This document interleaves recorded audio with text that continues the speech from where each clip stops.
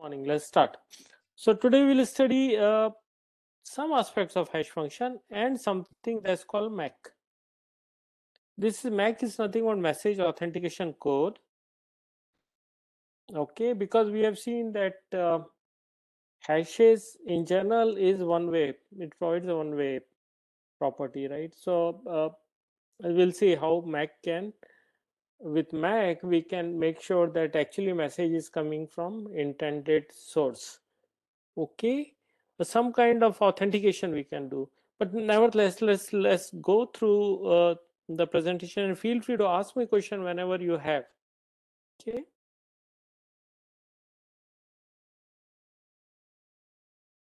in networking we also use word called MAC, Ethernet, MAC layer, etc.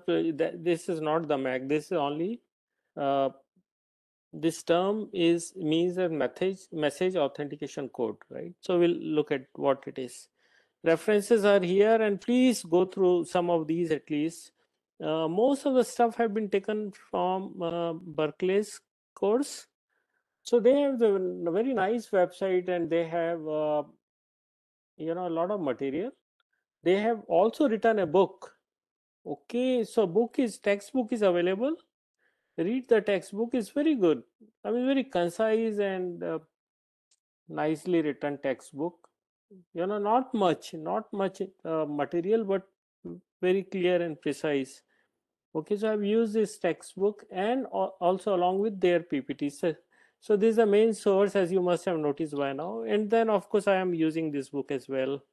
The second assignment that I gave you comes from this book, Hands-on Approach by Liang Du, and he has come out with a lot of exercises, and there is a website for the book, and I have given the link. So please follow the instruction. Go to that website and read whatever is out there, and you can do assignments in after spending few hours.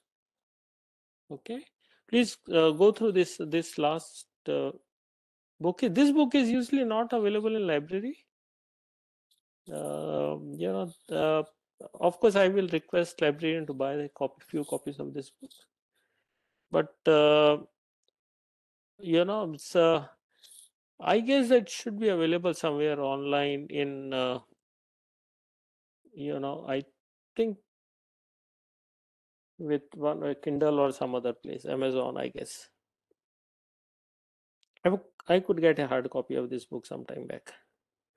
Okay, so these are the contents. We'll see how much we can cover today, and we'll be very fast.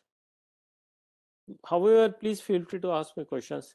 In the course, we are still running at least 3 lectures late.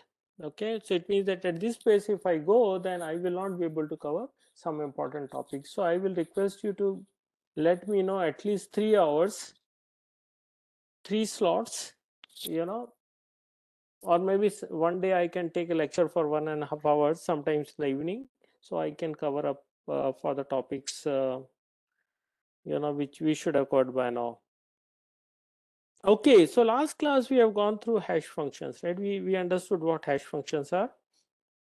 Note that cryptographic hash functions are very important cryptographic primitive. Now, these hash functions have nothing to do with the hashing that you study in data structures. Now, that's a different function, right? In the context of search algorithm, you use hash search, right? So it's not that. It's a cryptographic hash function.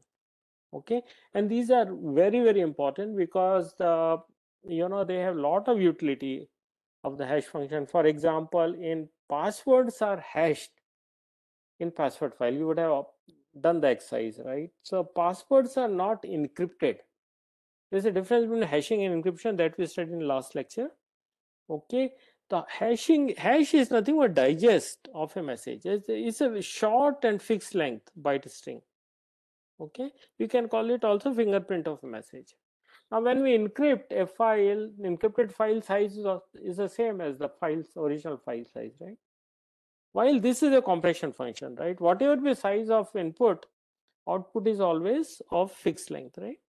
Now, note that we don't have keys in hash.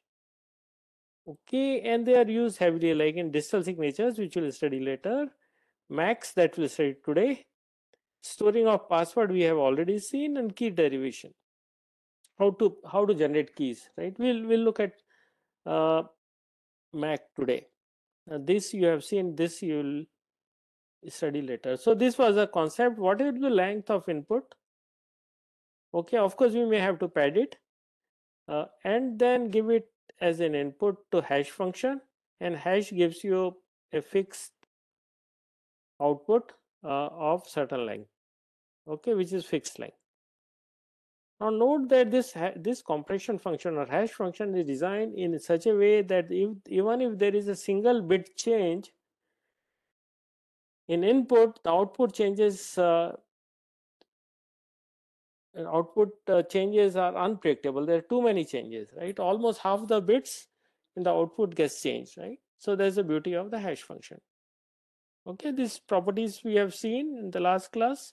It has to be deterministic. What will be the input? For example, this is an input string. You hash it, you get some output. Many times you do this.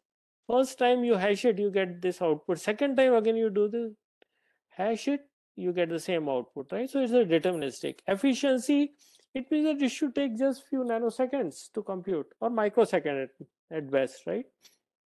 And security properties are one-wayness. Then two properties of collision resistance. We have studied both. Okay, all right.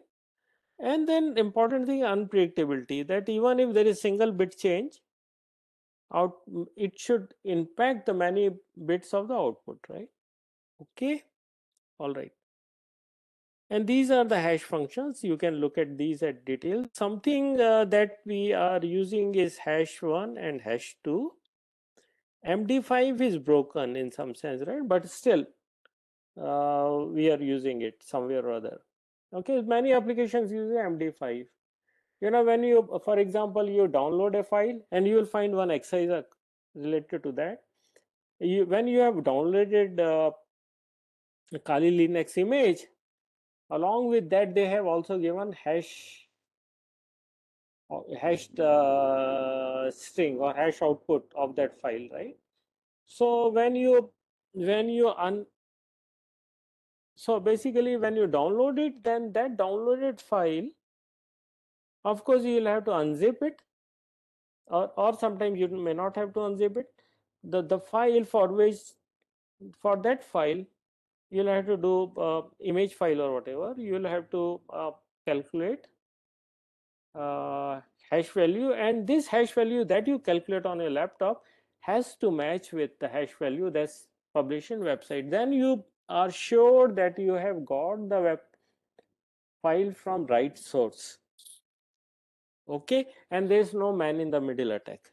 Okay, that exercise you anyway you will do. And this here gives a lifetime of various hash functions, and we have seen, now we can see from that many earlier hash functions are obsolete, including MD5, although many applications still being used. Okay, something that is currently in use are SHA-2 family and SHA-3 family, right? Okay, so these two are currently in use. And we can see that these have not been broken yet, or it means that nobody could find the, you know, what do you call that, collisions have not been found. Reds are the one where collisions have been found. So for all these families in these years, for example 2004 onwards, collisions have been found here. Okay, now in SHA-2 and SHA-3 we can see the collisions have not been found. Okay, collision, it means that the two strings which maps into one output. Of course, because the compression function there will be many, but how easy it is to find out. Okay, all right. So when we say collision resistance, it means that it's not easy to find out two such strings which will result into one output or hash output. Got it? Okay, all right. Now we'll study today how hash functions are implemented. Of course, we are not going to go into details. In the last PPT that I have sent you, you can look at the Tiger hash function and you can see how hashes are implemented, right? But here we'll tell you in general at very top level view, because we don't have enough time, and also it's not really required in this course to go through design of hash functions, how hash functions are implemented. All right, so properties anyway we have studied so far.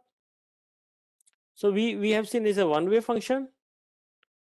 Okay, and one way it means that given one input, your hash function maps it onto a small fixed length string, okay, which is hashed. We call it say h of m when this is m, okay, this hash function.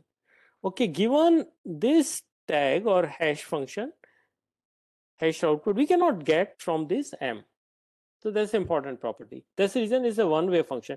Although everyone knows what is this hash function. This is all published. Okay, so but given hm you cannot get m.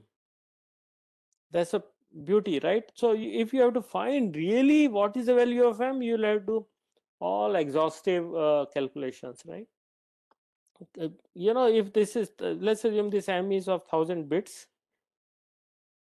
1000 bits, then you'll have to create 2 raised power 1000 combinations and try one by one, apply h, and then check whether it matches with hm or not. All right, only then you can find out value of m, right? So, and it may take centuries if you do it, if m is of sufficiently long size. Okay, all right. So two important hash functions are of MD series and Shaw series. Okay, all right. MD stands for message digest, and it was developed by Ron Rivest. And Ron Rivest was also involved in RSA algorithm, which we'll study later, right? This company also by this name. So popular hash functions are MD2, MD4, MD5, MD6. MD5 is still being used. MD6 is also being used, right? All right. So MD5, although is in use, but this one-way property is not broken. It means that given hash output, you cannot create M. Okay, but collision resistance property is broken. People could find out collisions. All right. And the newer one is Shaw family.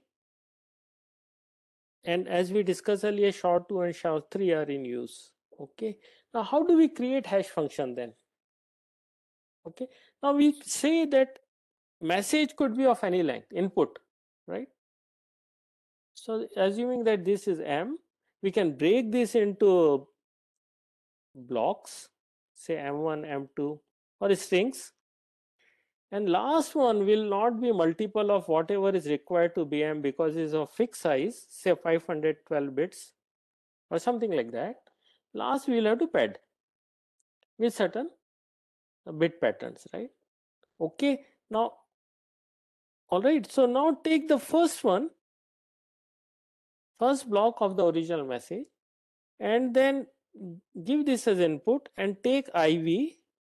By now you know IV, right? Okay, what is IV?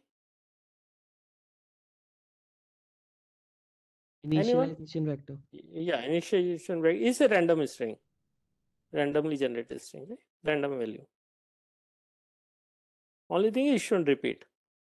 All right, so we take this IV and then give it to a compression function. Now this is a compression function, right? Okay, take the output of this, and then another input for the second compression function comes from second block, and then do this certain number of times. At the end you get hash of m. Okay, now the question is that how many times you are going to do these compressions. Okay, and what actually this compression function is?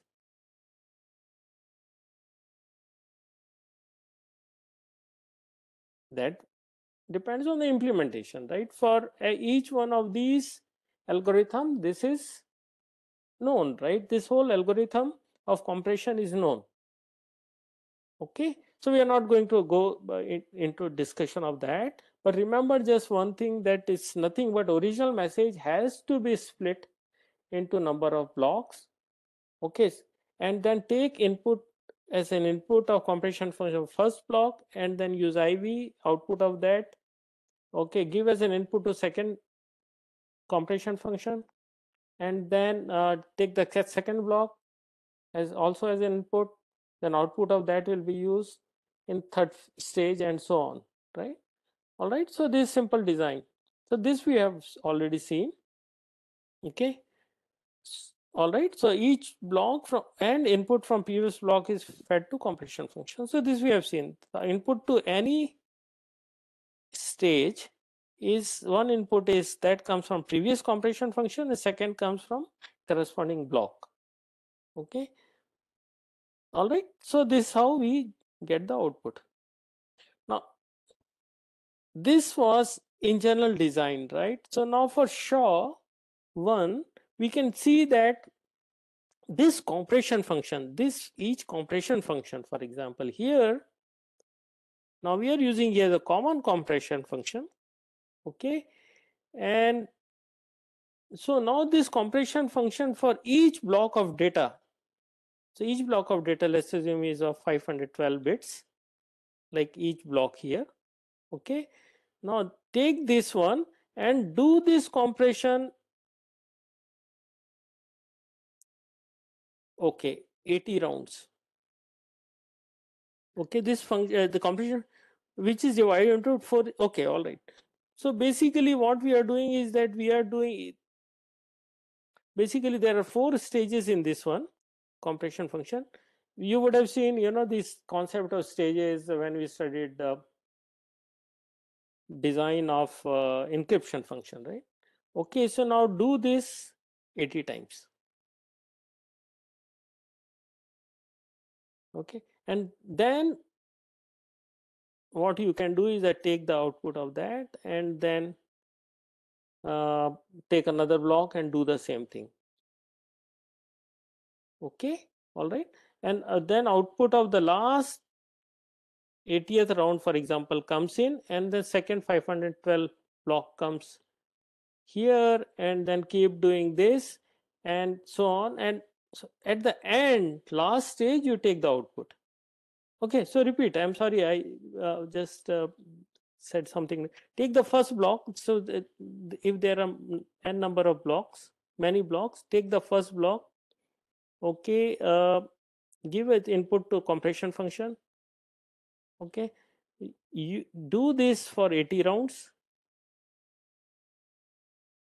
After 80 rounds, take the input, last output of that you take it, feed it as input, and then take the second block, apply this to compression function, do this again to 80 rounds, and then when last block, when it comes to last stage corresponding last block, then after 80th round take the actual output, and this become hash value.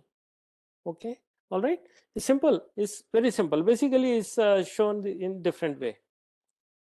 Okay, so what we have done so far, we have designed, we have discussed about hash, cryptographic hash, and we'll see at very high level how hash functions are designed. Okay, now we have seen, now let's come back, right? What is the whole idea? We want Alice to send message to Bob,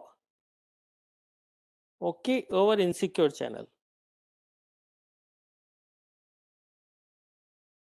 where you have Alice, and Alice Alice is sending it to Bob, and we have Eve. Eve is interested only in snooping. I mean, just want to see what's happening. Or it could be Mallory. Mallory is interested in actually manipulation. Okay, she can change the message and so on and so forth, right? So she can be man in the middle. She can cause man in the middle attack. Okay, MITM is called, or MIM. Okay, so now what we have seen is that, okay, when we do encrypt a message with some key, okay, it goes to other end, and if Alice uses key K, Bob also has to use the key K to decrypt it. But here mallory in between can cause an attack. Okay, the mallory, if mallory intercepts the message and changes the message and also changes the message, then she can then Bob can never come to know whether it's coming from mallory or from uh, or from Alice. Okay, so let's look at how we can uh, avoid this kind of attack. Okay, so MITM attacks are very common. Okay, so to defeat this kind of attack, we need to have a mechanism to verify integrity of data. Okay. Now here you can see that Bob has no way to find out that a message is coming from Alice or Mallory.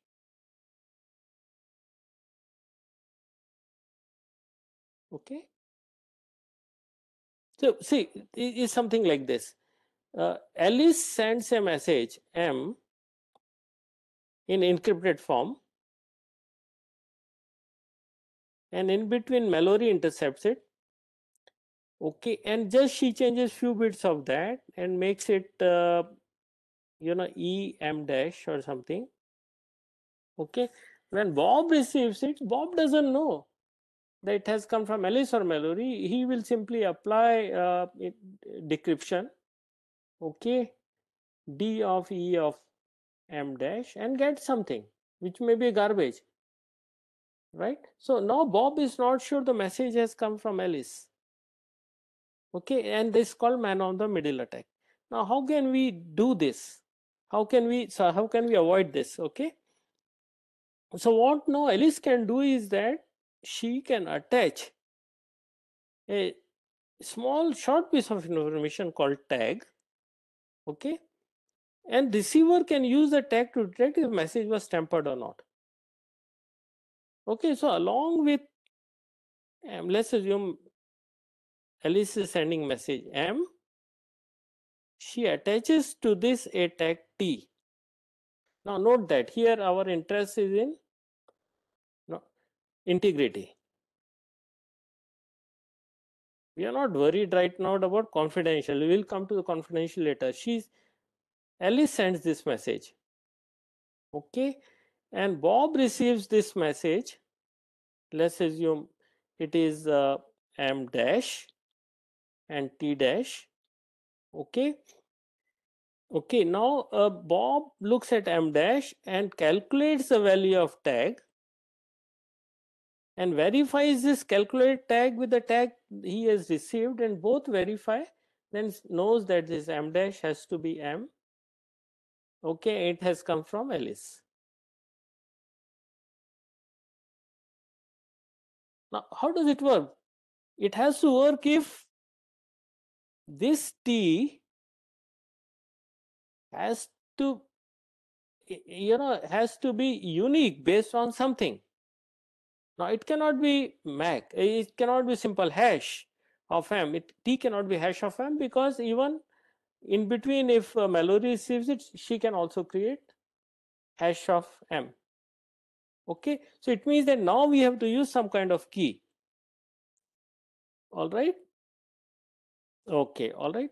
So now this piece of information that, or we have said that Alice is sending message M and a piece of information which you call a tag T. Okay, this is to be generated using some key. Okay, and that key will be used, same key is available with Bob, and Bob will use the key to get and apply this on message M that he has received and generate a tag, and that should match with the received tag. Okay, so and this whole process is called message authentication code. This T is called MAC. It provides integrity and authenticity. It means that message has not been tampered, otherwise tag will be different. And authenticity, because it has come from authentic source, that is Alice. All right. Okay, so MAC is a keyed checksum and we call it tag. So it takes in, so what is the input of this? Input of this is fixed length secret key and arbitrary length message, and output is fixed length checksum. Okay, so we'll look at this here. Okay, so that's the reason it's called keyed hash function. So we'll see how does it work. So this is the message that Alice has. Of course, you know that Alice and Bob are looking same, but you know they are different. So Alice has a message M to send, and she has a secret key K, and the same secret key is available with Bob, because note that we are still in symmetric key setting. Okay, now Alice calculates a MAC, a small piece of information, okay, that we call it MAC or tag. Using MAC we generated tag, and tag is generated based on this message M and some application of key. Note that this application could be encryption. Okay, now we are not going to use encryption here, because encryption, if we use encryption, the size of this key, so size of tag will be very large, same size of original message, and we don't want that. But right now, for our understanding, just assume that for a long message, a small size tag is created using key K, and then this goes to other end. So what we are sending message M along with tag, and tag we have generated using function called MAC that inputs as same message M and a key K. Now same key is available with Bob. Bob applies same MAC function on received message. Okay, now message is in plain text, so you can apply this same MAC function, okay, and gets this tag. Note that MAC function is known to everyone, and get this tag. Now this tag has to match with the received tag. Okay, if both match, then he knows that this message has not been tampered in between, and it has come from Alice, because Alice is the only one who knows the secret key K. Any question?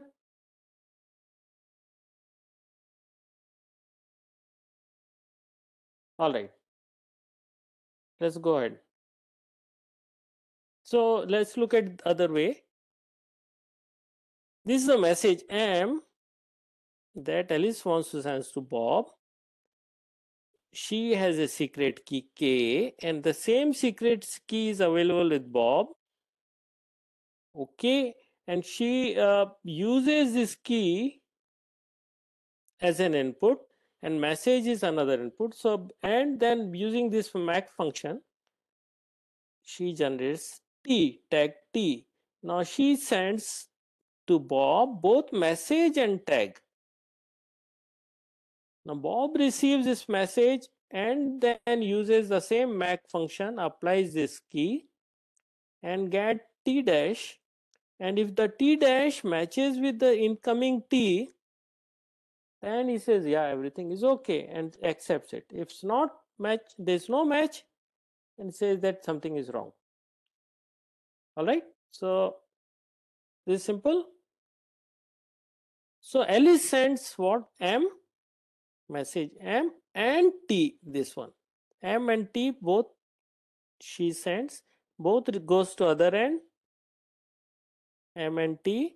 Bob's take out M and he knows the key and calculates T dash. And if T dash and received T are same, then the received message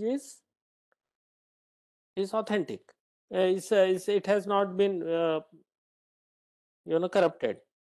Okay, all right. And since it has come from the one person who knows the key K, so it means that we can say that It's not tampered and it's authentic. It has come from authentic source.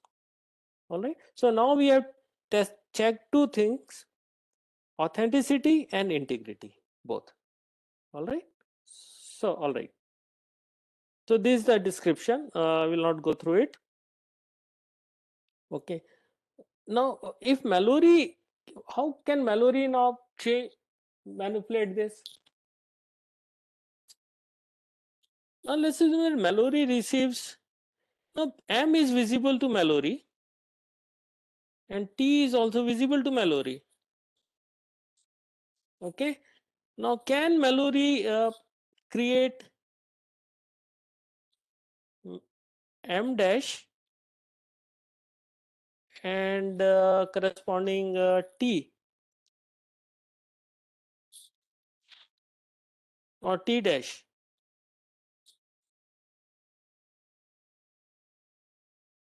Okay. So of course Mallory can change it to M dash, M to M dash and T to T dash. Okay, because she also knows the hash function or MAC function, right? So when this message goes to, okay, I'm sorry, this little, I'm sorry, I'm so sorry. Just a minute, I just messed up a little bit. Okay, I just moved forward. So just a minute. Okay, so if Mallory, okay, Mallory receives M and T and she is in between. Okay, now if Mallory changes this to M dash, okay, and now she doesn't know the key. She doesn't know the key. Note that we are not using we are using key here. We are not using plain hash here, right? Hash function is known, but the key has to be there to calculate value of t. So she assumes some key and then creates t dash. Okay. Okay. Now this message goes to Bob. Bob looks at the M dash and uses the key which he has received earlier from Alice, the original key, and calculates tag value which comes out to be t double dash, which is not same as t dash. So the Bob will come to know that something has happened. Okay. All right. So this is simple. Okay. Now I just what I'm sorry. What I've said was something that we'll study later. So they basically Mac has three functions. First, generate key. Okay, and then use this key as an input. Another input is a message M and create Mac function. So basically we are creating tag T, send message M with T. Okay. Okay. So input is a secret key and arbitrary message. Output is a fixed length tag. Okay, and then verifying algorithm efficiently verifies authenticity of message given key and tag. Now it's a correctness. It means Alice calculates the MAC twice on the message, she will get the same output. It basically as many times Alice calculates MAC value or tag output for the same message, she will get the same output, right? So it's correct. It should be efficient and is something called EUCPA. This is another term. Okay. So basically it says that MAC is existentially unforgeable. And that we have seen that Mallory in between cannot generate Mac k m dash without k such that uh, m dash is not equal to m and Mac of k m dash is same as Mac of km. Please go through this. It's very simple. Okay, I will not spend time into this one. Okay, just go through this. Okay. All right. So it will satisfy this property called EU CPA. Very similar to that we have studied earlier. Okay. So basically, it's again a game where Mallory sends this message M and gets Mac of K and M. she tricks Alice to get this message, and she repeats this process. Now, eventually, if she learns something from that, she creates a message m dash t dash. Okay, and this m dash cannot be one of the earlier ones, message m's, whatever it sent, because she knows the MAC of k and m. From this, she should not be able to create valid tag. From this knowledge, she should not be create a valid tag. If she is able to create valid tag, she wins, otherwise she loses. Okay, so by whatever time she repeats this experiment, she should not be able to create a valid tag. Please go through this, is simple. Okay, now what is this function, MAC function? That's interesting. Okay, input to this MAC function is message m and also key k. Okay, now as we discussed that this MAC function can, well, very simple thing is just use encryption, symmetric key encryption. Okay, say AES or DES or whatever. Okay, then it can work, right?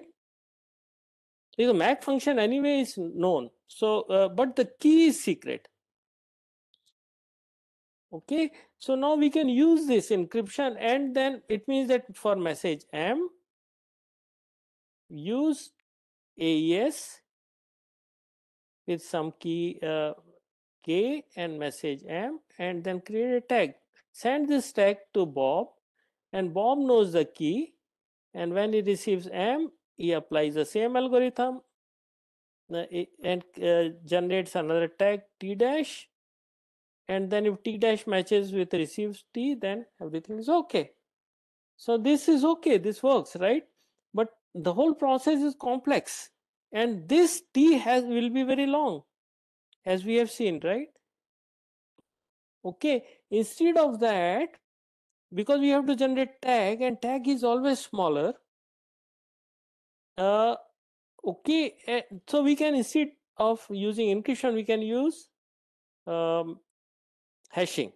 Okay, and they are becoming very popular. And now reason for popularity is that hash functions are very fast, and there are libraries available of hash functions. Okay, and output, whatever the length of the input message, output is always small, 512 bits or 256 bits or what, of that order, right? So it looks like a tag rather than same message available in encrypted form if we use encryption. Okay, any question?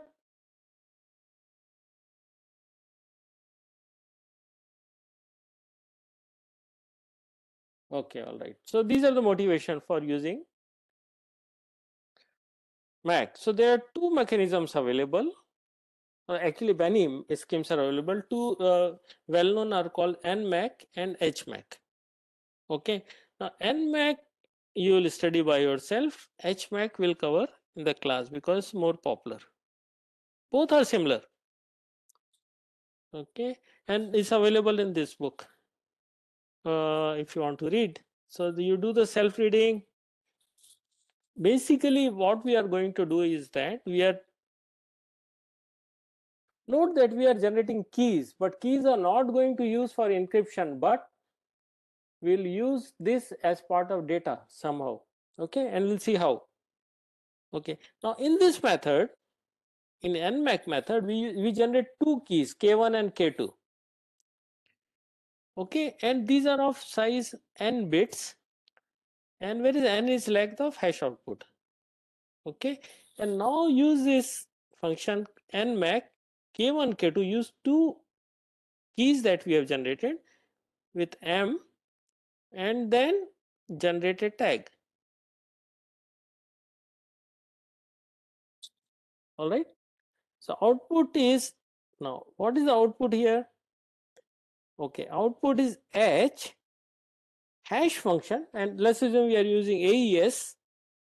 Oh, sorry, we are using some MAC function.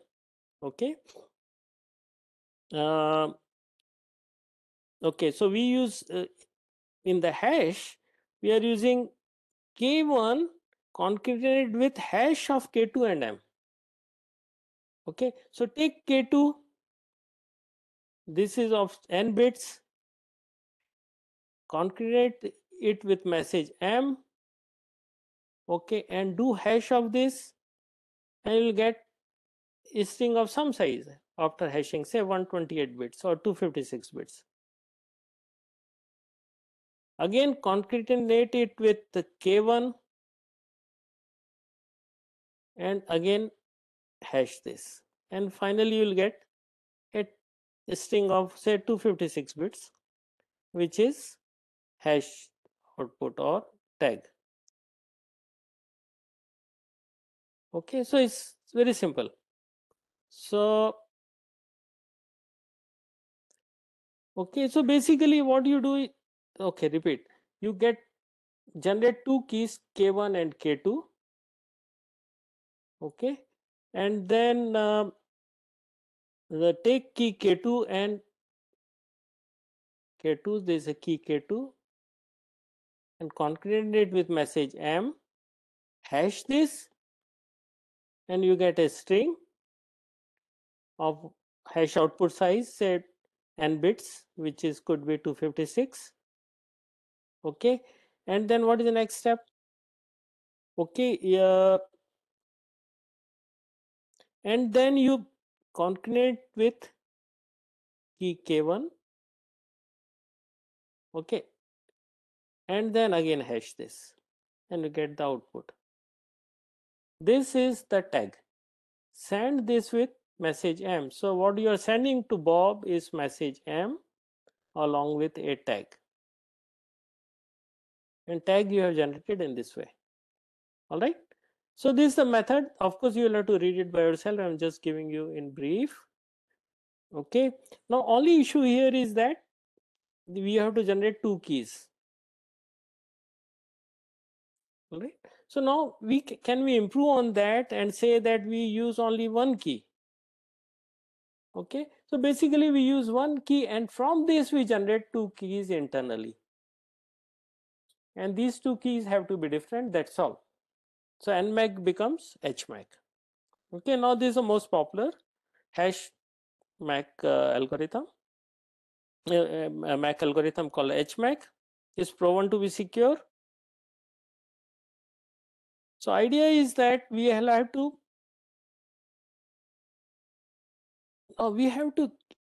now so far we have not discussed that what are we doing. So basically we note that here, okay, note that here we are not encrypting or doing anything. All we are using is that key is to be attached or concatenated along with the message, okay, and now hash function of that, because of this value of unique value of key, the hash output will be very different. Okay, now given this tag, if this tag is available to Mallory, Mallory cannot do anything until she knows K, because she cannot even make out what the message looks like. Okay, because otherwise it will break the hash function. Okay, now here note that we are not using key for encryption or anything, but we are putting the bits of key along with the message and then hashing it intelligently. Okay, same thing we are doing in HMAC. Key is hashed together with message. Okay, so but if we now if we just put message M along with this key and hash it, then of course this is not intelligent design. Okay, so we'll have to manipulate all this design in such a way that it's not easily breakable, right? So what we do is that we create little bit of architecture around it, this idea, and then okay, all right. So basically this has been designed by these folks. We'll please go through it. It aims at providing integrity and authentication. So HMAC is excellent construction because it combines benefits of MAC and hash. Okay, all right. And there are many popular ones like HMAC 256 and so on and so forth. And output of HMAC is 256 bits. The tag that comes out is 256 bits. Okay, so now let's see what is it like. Okay, all right. Okay, please go through this. So basically, we are using only one key, unlike NMAC. So HMAC function uses this key and message M, but internally from K we derive two keys. Okay. Okay, here, so now this key will have to first fix the value of key, because this key could be of any length. So increase the value of key to appropriate size. Okay, that we call it K dash, such that it becomes n bit long. And for that we can do padding, or if it's too long, key is too long, we can bring it to say n bit, which is actually 256 bits in most algorithm. We'll have to do, if it is say for example 1000 bit key, we'll have to reduce it to 256, and for that we internally can use a hash function. Okay, so basically you get a key which is of 256 bits, and we call this as a K dash. Okay, all right. Now you use this K dash. Now internally we have to create two keys, as we discussed earlier, right? So we use now this K dash and do exclusive OR with OPAD. We'll see, OPAD is a bit string of certain pattern, and take same key and exclusive OR with IPAD, which is another bit string of certain pattern, and then you create internally two keys, right? The function is as follows. Okay, we'll look at the architecture here. Okay, up. Okay, so this is K dash. Okay, you exclusive or it with a bit string which is 36 36 36 36 hex. These are hex values, which call it IPAD, and now you get some bit pattern here. Concatenate this with message M, and then you do the hashing of this. Okay, and then you get this hash value. Now take another same key here, an exclusive OR with OPAD, which is 5C 5C 5C 5C. Now K is of some n bit size, so this OPAD will also be n bit size, and then when you exclusive OR, you get this. Now you concatenate these two values, the hash value that is received from this function and this value that we received from this one. You just, this value comes here and value from here comes here, again hash it, and doing hash you get this value, this is a tag, and this is the output. Okay, when you are sending message, you send this message M along with this tag to Bob. Of course Bob knows the value of K dash or value of K. From that he can derive value of K dash and can from the now onwards is the same thing, right? He can look at the message M and then generate tag T dash. If T dash matches with T, then everything is okay. All right, so this is how it works. Okay, all right, another 2 minutes we'll finish. So to repeat, okay, so what we have done is that from one key we have either appended it or truncated it, got K dash. Okay, now from K dash we can derive two keys. Okay, now in order to derive two keys we'll have to use some function, right? So we exclusive OR with a bit pattern, which is 5C 5C 5C etc., and then another pattern which is 36 36 36 36. Okay, and then get two keys.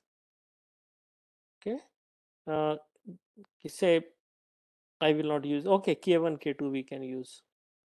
Okay, now use these two keys. Uh, okay, take one key and concatenate with message M. Okay, and then hash it, and then they take the second key and uh, okay, so this one, and then take it as it is here, and then total hash it, and you get the output, right? So first you get the first key here. From this key concatenate with M and totally hash it, you get this output. Concatenate it with the second key and then hash the both, and then you get actual tag. Why are we doing all this? Because we want uniqueness of the tag, and mathematically you can prove that it cannot be broken. Okay, so we are avoiding all the mathematics around it and just giving you the basic function. So there exists a proof of security, but we are not going to get into it, right? Now, is it efficient? Yes, it's very efficient. We are not doing encryption. Encryption is very complex and takes a lot of time. Okay, and message M is very long, which can be very long, is hash only once in inner hash function, and once tag is available from that, and we combine it with something, and then second hash. So overall number of hashes we are doing is just very few, right? Note that we are doing what? We are doing two hashes, right? One hash here and the second hash here, and we get the output. So overall it's very fast. It has low computational overhead. Okay, so now what we have got, if we compare HMAC with encryption, hashing is faster than encryption. So in order to create MAC, we use hash instead of encryption. Okay, and encryption for hashing library codes are available. If new library codes come which is more efficient, we can do more efficient hashing, we can simply replace the hash function and rest of the code remains the same. Okay, all right, so that's all. Rest of things which is called authenticated encryption we'll study in the next class. Any question? What we have achieved with MAC?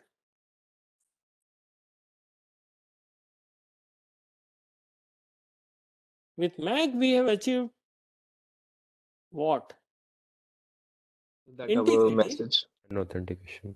Yeah, authentication. it means that Mallory cannot, if Mallory plays out with the message and she does man in the middle attack, then Bob will come to know that message has been garbled or changed. And second is authentication. It means that because key is only available with Alice and Bob, same key is available with Bob, Bob will come to know that hash, if the tag values don't match, it means that Bob knows that something has gone wrong. If both match, then since key is only with Alice, the message would have come with Alice. So we achieved two, integrity and authentication, but by this method we have yet not achieved confidentiality, because M is going in plain. Okay, it means that now Eve or Mallory can see what is this message. Now can we combine these two methods and come out with authenticated encryption method? It means that now, see, only way to achieve confidentiality is encryption. Okay, now can we combine encryption and hashing to have all the functionality: confidentiality, integrity, and authenticity? This is about the next thing that we are going to study. Okay, please go through what we have studied up to today, and we'll cover all this in the next class. Okay, all right. Okay, thank you.